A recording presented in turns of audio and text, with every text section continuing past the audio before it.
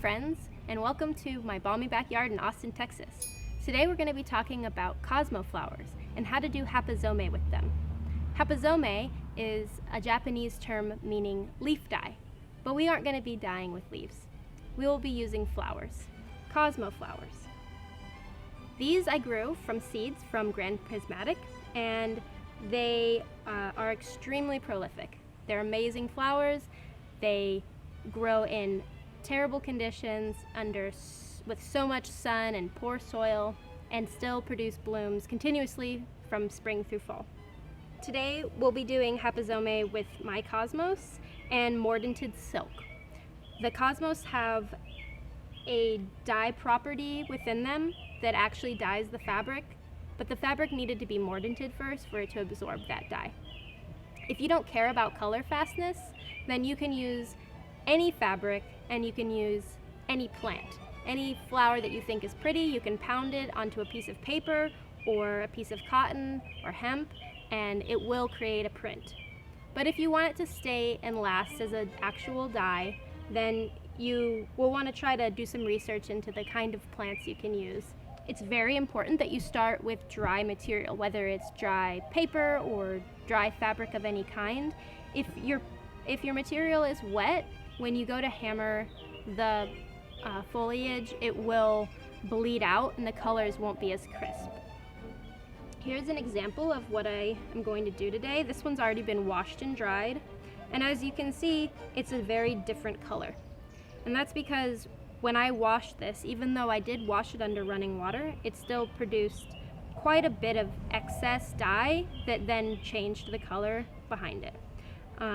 I personally really like that color, and I imagine if you're using these Cosmos for their orange, you would too. So before I got started here, I cut my flowers. Now, when you're deadheading or cutting the blooms on a Cosmo, it's important that you cut all the way down the stem. You want to cut to the first leaf, and that will produce the most blooms possible. Anywhere that you cut it, it will create a new bloom. And when I'm using these for Hapa Zome, what I like to do is not only cut off the stem, but I also like to cut off the stamen, because I find that it lays flatter and I'm able to get a little bit better of a print. There aren't many rules with flower pounding or Hapa Zome. You can basically do whatever you want, and that's what makes it so fun. Now, ideally, when you're going to be doing Hapa Zome, you want to cut your blooms or foliage as soon as possible to when you're about to hammer them. And that's because everything kind of gets a little bit sad, especially here in Texas. It's very hot today, and so my flowers don't look necessarily tip-top as they normally would because they've been sitting out here for a little while. So I'm going to start by just placing my flowers. Now, one of the cool things about Hapa Zome is you can get very creative with the pattern that you do. I see a lot of people making mandalas, plant mandalas, and it's very beautiful. I personally, with these ones, I'm just kind of doing a randomized pattern, but I am trying to be careful about where I place which color next to each other, because the colors of the flowers do make different colors on the fabric.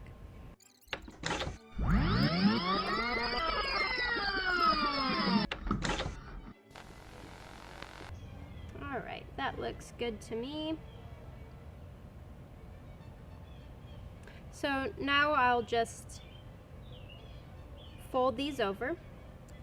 And one thing I want to show you quickly is the difference between this side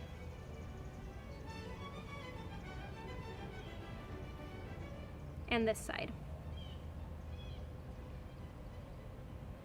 So as you can see, this side has a lot more pigment, and this side is much more of a ghost of a flower, and you can actually see the yellow a bit more on this side too. And that yellow that you see is actually from the stem. It's from the under part of the flower here, because I hammered these with this side up and this side down. So the green is from that, and the majority of the pigment got transferred to the top side. When you're doing Hapa Zome, you don't have to fold it over, but I really enjoy getting this sort of muddled look, and I also think, why not try to get the most pigment out of the plant that you're squashing, right? So that's kind of my thoughts, but if you wanted to have control over it, you don't have to do it on both sides. It will, however, stain whatever you're hammering, so make sure that you're hammering on something you don't mind getting a little messy. Alright, so let's start. The one thing is, when you do go to hammer your plants, your flowers, I highly recommend just kind of going slowly and using the corner of the mallet or the hammer. The juices spread very quickly, and it's easy to kind of hammer it and have it shift, and then you end up losing the image of the actual flower, which I think is really beautiful. If you're just doing it for the color and you don't care about the look of the flower, you could mound them all up in one spot and hammer it all together, or squash it with a rock even. No rules. So I'm going to start. It's going to be loud. So I personally really like the look of the identifiable segments. It is difficult to get, and the thinner the fabric is, I find the easier it spreads through the fabric. So the silk is somewhat temperamental in that way. But as long as you don't go too hard, you can still make it look like a flower. If you go straight down like this and just hit really, really hard, it tends to kind of bleed out everywhere.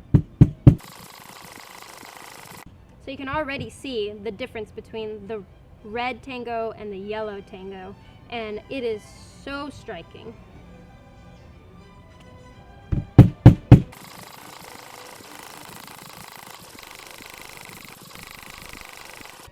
Sometimes you have to stop and readjust because all the hammering really moves everything around.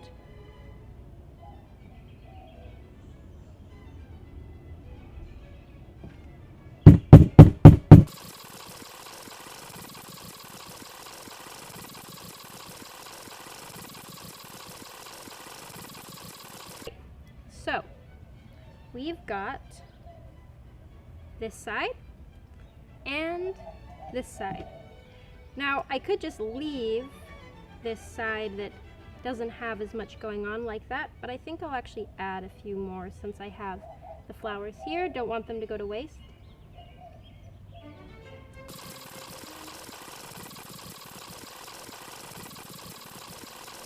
You can even take just the petals without anything else, and that's a really nice way to get some definition too. Alright, back at it.